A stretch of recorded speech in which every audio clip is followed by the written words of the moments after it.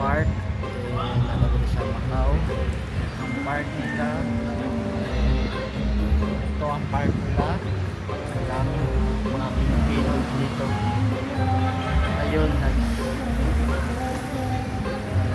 kanta ang mga Pinoy, bukod lang sa mga celebrate sila or rest nila karon mo nang happy sila, like shot tapos kanta ba yun, nasa likod na po ang mga Pinoy mo nang diri sa Macau. Murag paingon ka lokal na sa Pilipinas, kaya almost mga taong makita na mo is mga Pinoy.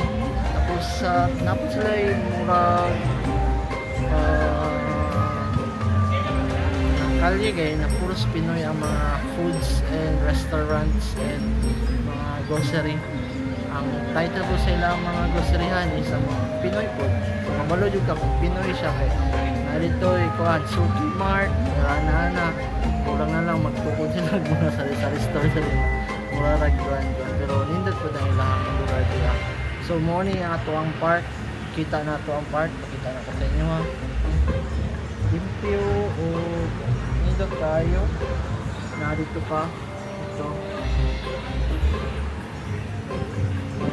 mga Pinoy nasa likod na ako nakikanta-kanta. O guys,